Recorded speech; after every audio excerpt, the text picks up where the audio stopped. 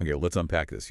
Usually when we think about a modern sports dynasty, there is this expectation of absolute invincibility. Right, yeah. It is like looking at a high-performance sports car. Yeah. The paint is gleaming, the engineering is flawless, and it just hums along the highway, leaving everyone else in the dust. Yeah, you just expect it to run perfectly forever. Exactly. You never think about the parts breaking down. Because the results have been so consistent for so long, right? It feels mechanical, almost inevitable. We kind of forget how fragile the whole system actually is underneath that shiny exterior. We really do. But then, you look at the Kansas City Chiefs last year, suddenly that pristine sports car has a blown engine on the side of the road. Smoke billowing out of the hood. Smoke everywhere, the wheels are falling off. We are talking about a franchise that just went through a genuinely unbelievable 6-11 season in 2025. Yeah, just shocking. Zero playoff berth. The absolute definition of a total system failure. Right. So how do you fix it? You don't just replace the engine. You have to build a completely different type of vehicle. And that is exactly what we are looking at today in this special Bracket Banter deep dive, courtesy of SportsBrackets.net. It really was a massive shock to the system for everyone watching, especially the odds makers, who practically penciled them into the AFC Championship game every single August. Oh, absolutely. It was an automatic bet. Right. But the root cause of that 6-11 disaster was glaringly obvious. The exact moment Patrick Mahomes went down with that knee injury. The ACL tear. Specifically, the ACL tear. Yeah, that required season-ending surgery. The entire structural integrity of the franchise just collapsed. They simply did not have the infrastructure to survive without their star quarterback, performing miracles on 3rd and long every single Sunday. No, they didn't. It really exposed how top-heavy the roster had become. It did. And that realization forced the front office into a massive philosophical pivot. Yeah. 2026 is entirely about how Kansas City has reloaded to protect that newly repaired knee and reclaim the AFC West. Which is a huge task. It is. They looked at that 6-11 wreckage and accepted a hard truth. They can no longer rely on Mahomes to be a one-man magic show. His knee health is the absolute non-negotiable foundation of this 2026 season. And the reports out of camp are already reflecting that reality. He is recovered. He is officially the Week 1 starter. But they have him on a strict pitch count. Very strict. His reps in practice are being intensely monitored. They're not taking a single unnecessary chance. Right. And to make sure he doesn't have to scramble for his life on game days, they brought back a very familiar face to completely rewrite the playbook. Yeah, Eric Bieniemy. Eric Bieniemy is returning as the offensive coordinator. Yeah. But he is bringing a surprisingly run-heavy philosophy with him this time around. Which is a massive, almost jarring paradigm shift for a team that defined the modern passing era. Totally jarring. But to make a run-first system work, you need a true bell cow running back. You can't just piece it together with, third down specialists. Yeah. So they went out and made a blockbuster edition, Kenneth Walker III. Right, fresh off a Super Bowl MVP performance with the Seattle Seahawks. Exactly. He's the undisputed lead back in Kansas City now, and they only have a rookie backing him up. Yeah. Which means Walker is going to get a massive workload. If you look at the betting markets over at DraftKings, Walker's over-under for rushing yards is set at 949.5 at -115. That is a big number. It is. And for the non-bettors out there, -115 basically means the sports books view it as a coin flip with a little juice for the house. They expect him to comfortably flirt with 1,000 yards. And his rushing touchdowns line is set at 7.5. And those numbers, they tell a distinct story about how Vegas views the mechanics of this new offense. Yeah. They see a high volume of carries and a ton of red zone usage for Walker. I have to be honest with you, though. I look at this plan, a conservative, run-heavy Kansas City offense, and it feels totally wrong. It feels like taking a world-class symphony and asking them to play a high school talent show. We are used to the fireworks. We're used to Mahomes dropping back, dodging 3 defenders, and throwing sidearm across his body for 50 yards. Yeah, the highlight reel stuff. Handing the ball off 25 times a game just seems like a waste of a generational talent. I get that reaction. I do. It feels counterintuitive. Very. But what is fascinating here is that you have to look at the underlying geometry of the football field to understand why this is actually a brilliant counterpunch. Okay, I am listening. You have to think about how modern defenses are forced to align against Patrick Mahomes. Even with a surgically repaired knee and a monitored workload, he still has a cannon for a right arm. Oh, absolutely. Defenses absolutely have to respect his ability to throw deep. Because if they don't, he just beats them over the top. Precisely.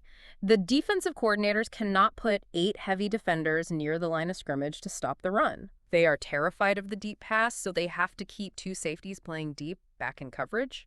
Because of that structural requirement, the box, the area right around the offensive line, it is naturally lighter. Oh, I see. So Kenneth Walker is going to face fewer defenders in the box than he ever did in Seattle. That naturally boosts his yards per carry efficiency because there is literally more physical space for him to operate before he even makes contact with a linebacker. Okay, that makes sense. You are using the threat of Mahomes to create physical space for the running game. Exactly. So instead of the sports car we talked about earlier, the offensive line now acts like a snowplow. I like that. They just have to push a few lighter defenders out of the way to create a clear highway for Walker. That is exactly it. And where Eric Bieniemy's philosophy really changes the math is inside the 20-yard line. Right. Historically, the Chiefs relied on incredibly creative, but sometimes risky quarterback scrambles or extended plays when things broke down in the red zone. Which is terrifying now. Right, because that is where quarterbacks take brutal hits. Bieniemy prefers handing the ball to a physically punishing back like Walker near the goal line. Walker does the dirty work, he takes the collisions, and Mahomes stays upright. But wait, if you are radically shifting to a system where Walker is chewing up the clock and grinding out 4 yards a carry, the entire game script changes. Completely. You are shortening the game. You are not blowing teams out 45-10 anymore. No. You are trying to win ugly physical games, maybe 20-17. And you absolutely cannot run a ball control offense if you are constantly falling behind by 2 touchdowns in the first quarter. Right, the causal link there is undeniable. A run-heavy, clock-chewing offense desperately needs a complementary elite defense that prevents points and gets off the field on 3rd down. Which perfectly explains why they completely overhauled the defensive roster this spring. It does. But I have to push back on how they did it. Because they started this whole defensive rebuild by making a move that nobody saw coming. And frankly, I hated it. The McDuffie trade. Yes. They traded away their absolute best star cornerback, Trent McDuffie, to the Los Angeles Rams. Yeah. And they did it just to stockpile draft picks. I look at that McDuffie trade and I see pure panic. You do not trade a proven elite cover corner when your entire stated goal is to build a dominant defensive identity.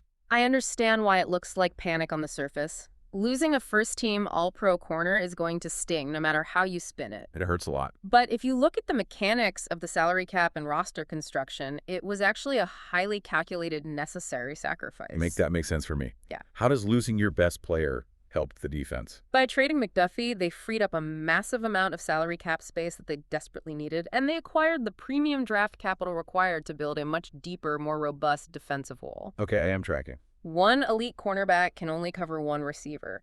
In a grinder-style game, you need heavy bodies up front who can stop the run and tackle. Right. So they took those picks and drafted 4 defensive players in the first 4 rounds. Yeah, they brought in guys like Mansour Delane in the secondary and defensive lineman Peter Woods. Exactly. They also spent money in free agency on safety Alohi Gilman. And that is where the strategy comes together. Let's look at Peter Woods, for example. Yeah. He is a massive, physical, interior defensive lineman. Huge guy. Right. He isn't a flashy edge rusher who is going to get 15 sacks. He is a run stuffer. He occupies double teams. When you plug a guy like that into the middle of the line, opposing offenses can't run the ball effectively. That forces them to pass, which plays right into the hands of an opportunistic secondary. And speaking of that secondary, they seem incredibly high on Mansour Delane. Very high. The odds makers have him sitting at plus 1,000 for Defensive Rookie of the Year. A 10-to-1 payout implies Vegas thinks he is going to be an immediate high-impact starter. If the scouting department hit on those picks, replacing one expensive star with 4 young, fast, aggressive players on cheap rookie contracts, that is exactly how you build a defense that can win a 17-14 rock fight. You have hungry players flying around, making tackles in space. It takes so much pressure off the offense. But the offense still has to score those 17 points. And while we have talked a lot about Kenneth Walker and the run game, they still need to keep the defense honest through the air. They do. They still have Xavier Worthy. And the reports out of mandatory minicamp and early training camp were absolutely glowing. Yeah, he looked great. He is fully recovered from that shoulder surgery, and he was the star of the show catching passes from Mahomes. Which is critical because Worthy provides that deep threat we talked about earlier. Yeah. He is the reason those safeties have to stay 20 yards back. BetMGM actually has Worthy projected for an over-under of 4.5 touchdowns this season at -115. That feels like tremendous post-hype value to me. I agree. People forget how good he looked before everything fell apart, and he only had 1 touchdown last year during that disastrous 6-11 campaign. If Worthy's shoulder holds up and he can consistently stretch the field vertically, it creates a cascading effect. Right. The linebackers have to drop deeper, which opens up the underneath routes for Travis Kelce, and as we discussed, it creates those wider rushing lanes for Kenneth Walker. The passing game isn't without its red flags, though. No, it is not. The status of Rashee Rice is still a massive, looming question mark. He's dealing with those ongoing off-field legal issues, and his availability for the season is incredibly murky. Very murky. I mean, the league could hand down a suspension at any moment, and if Rice misses significant time, it places a mountainous amount of responsibility on Xavier Worthy to step up as the undisputed, reliable wide receiver right out of the gate. It does. And they will need every single yard and every ounce of production they can squeeze out of this revamped roster. Yeah. Because this new ground and pound identity is going to be tested instantly. The schedule is fascinating this year. On paper, if you look at the raw win-loss records from last year, Sharp Football Analysis ranks the Chiefs' overall schedule as the 10th easiest in the NFL. They get to play some rebuilding teams that should be easy wins. But their own division, the AFC West, is an absolute meat grinder. The AFC West has quietly become a defensive powerhouse. We are talking about divisional games that are always physically punishing. Well, always. But this year, the sheer talent on the defensive side of the ball across the division is staggering. And they get thrown into the deep end immediately. Yeah. Week 1 is Monday, September 14th. It is a massive Monday Night Football rivalry game against the Denver Broncos. Yep. And both the Broncos and the Los Angeles Chargers boast legitimate top 10 defenses this year. They are loaded. They have premier pass rushers who are going to be hunting for Patrick Mahomes' knee. Plus, you have the Las Vegas Raiders, who are vastly improved and stabilized now that they have Kirk Cousins under center managing the game. When you have to face a top 10 defense in 4 of your 6 divisional matchups, it takes a severe physical toll on a football team. It really does. It means the Chiefs' offensive line isn't just going to be tested. They are going to be in an absolute brawl early and often. Yeah. That is exactly why they drafted heavy. That is why they signed Kenneth Walker. You literally cannot survive a division like that relying on a finesse passing game anymore. It's a battle of attrition. And here's where it gets really interesting. If you survive the divisional gauntlet, the non-division matchups offer zero relief. None at all. Particularly when you look at the travel logistics late in the season. Let's look at this brutal stretch they have. Week 12, they have to travel to face the Buffalo Bills on Thanksgiving Day. Which is incredibly difficult. It is a short week. They are playing in Buffalo in late November, which means freezing cold temperatures, wind, maybe snow. You're playing a huge physical Bills team. Right. And then they get essentially zero physical rest because they have a Thursday Night Football showdown the very next week, week 13, against the Super Bowl favorite Los Angeles Rams. That Thanksgiving to Thursday night stretch is the crucible of their entire season. Think about the sports science of that for a second. You play a bruising game in the freezing cold on Thursday. You fly back to Kansas City.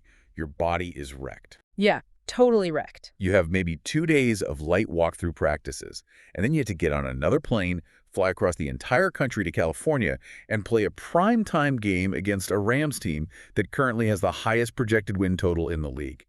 That kind of back-to-back travel with virtually no recovery time destroys teams. It does, especially teams that rely on a physical, run-first mentality. Your offensive linemen are exhausted. Your running back is nursing bruises. Exactly. That Week 13 game against the Rams is where we will find out exactly what this Kansas City defense is made of, because they might have to win that game completely on their own if the offense's legs are dead. Oh, and just for good measure, Week 16 is a clash with the San Francisco 49ers. It is a gauntlet. Yet despite all of that, the brutal divisional defenses, the horrific late-season travel, and the fact that they are coming off a 6-11 season, the odds makers still believe in the pedigree of this organization. They do. DraftKings currently has the Chiefs listed as the betting favorites to win the AFC West at plus 160 odds. Which is a remarkable show of faith from the sharpest money in the world. Plus 160 means a $100 bet wins you $160. Right. But it also means Vegas thinks they have a higher probability of winning the division than the Chargers, Broncos, or Raiders. It speaks volumes about the enduring respect the market has for Andy Reid's coaching and Patrick Mahomes' talent, even in this radically different run-first configuration. So what does this all mean? We have all these competing factors. We have the meat grinder division, the short weeks, the monitor on Mahomes' knee. But we also have an upgraded defense and a dominant running game. How does all of this translate to actual regular season wins? Well, the consensus over-under win total for the Chiefs across most sports books is set at 10.5. Okay. They are tied at that exact number with a massive logjam of talented teams. The Bills, Eagles, Lions, Packers, 49ers, and Seahawks. Only the Rams and the Ravens are sitting higher at 11.5 wins. But the Sporting News betting preview we are looking at actually recommends taking the under on that 10.5 number. Yeah, they do. It sits at minus 140 odds, meaning you have to pay a premium to bet the under because the analysts strongly believe it will hit. They are projecting a 10-7 final record for Kansas City. And if we connect this to the bigger picture, a 10-7 projection makes a lot of analytical sense. You factor in a couple guaranteed losses during those brutal travel weeks and splitting the divisional games against those top-tier defenses. 10-7 is a highly realistic outcome. If you are a fan listening to this, a 10-7 record might feel a little disappointing. It certainly doesn't feel like the glory days of going 14-3 and blowing everyone out. No, it doesn't. But in the modern NFL, 10 wins is usually enough to get you into the tournament. And the sources project that if the Chiefs go 10-7, they will likely still win this division, allowing them to host a wild card playoff game at Arrowhead Stadium. Right. And with their pedigree, they probably win that opening game. The ceiling for this team, however, seems to be a hard stop at the AFC Championship game. Yeah.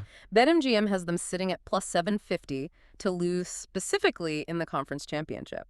Which makes sense, right? Because once you reach the final four of the NFL playoffs, the competition level changes completely. Completely. You are no longer playing rebuilding teams. You are inevitably running into a top-tier, suffocating defense paired with an elite, fully healthy dual-threat quarterback like Lamar Jackson or Josh Allen. Exactly. A 10-7 record and a division title is an incredibly successful comeback season. It proves the new system works. It does. But the reality is that the AFC is simply too crowded with elite talent right now to guarantee a Super Bowl trip for a team that is still actively finding its new identity.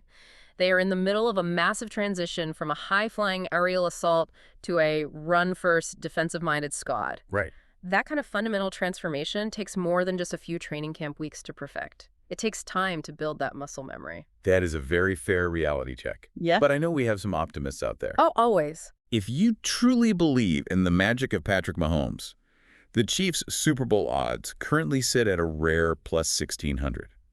That means a $100 bet would pay out $1,600. That is huge. 16-1 odds on Patrick Mahomes to win a Super Bowl is a high-value proposition that we haven't seen since his rookie year.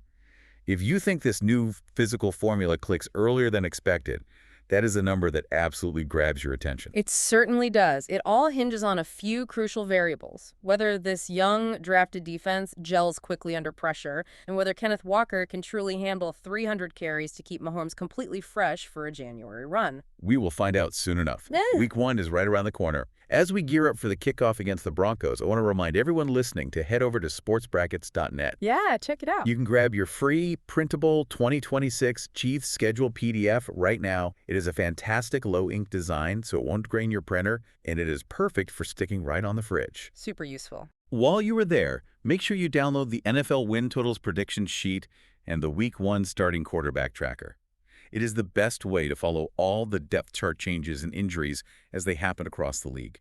Before we wrap up today's deep dive, I want to leave you with a slightly different historical perspective on all of this. Okay, what do you have? Everyone is assuming Patrick Mahomes and the Chiefs are going to have to painfully, slowly adjust to the rest of the league now that they are no longer the undisputed kings of the mountain. We look at last year's 6-11 season as a tragedy. Right, it was the blown engine on the side of the highway. Exactly. But what if a 6-11 season was exactly the psychological reset that Andy Reid and Patrick Mahomes desperately needed? Oh, wow. Think about the suffocating mental pressure of maintaining a dynasty year after year. Every single team you play treats you like their Super Bowl. You constantly have a target on your back. It has to be exhausting. Now, that pressure is entirely gone. They have been stripped of those impossible expectations. They get to play as underdogs. I see where you are going. It changes the entire emotional dynamic in the locker room. It really does. Think back to the New England Patriots in 2008. Tom Brady blew out his knee in Week 1. They missed the playoffs. Right. The dynasty looked incredibly vulnerable, but that physical and emotional reset allowed them to rebuild their roster, find a new gritty identity, and they came back to dominate for another entire decade. Wow. Comparing this to the post-2008 Patriots reset, that is a heavy parallel. They have a bruising, physical running game now. They have a young, hungry defense that wants to prove itself, and they have a massive chip on their shoulder. Yeah, they do. Could this new, physically punishing version of the Kansas City Chiefs actually be more terrifying in January than the high-flying circus act of the past? Because a sports car is great for a highlight reel, but if you replace that engine with a snowplow, it doesn't matter how pretty the defense looks. Nobody's going to want to stand in front of it in the freezing cold. A snowplow instead of a sports car. And a Patriots-level reset. Now that is a thought to chew on before Week 1 kicks off. Thanks for listening, everyone. Get your schedules printed at sportsbrackets.net, and we will catch you on the next Deep Dive.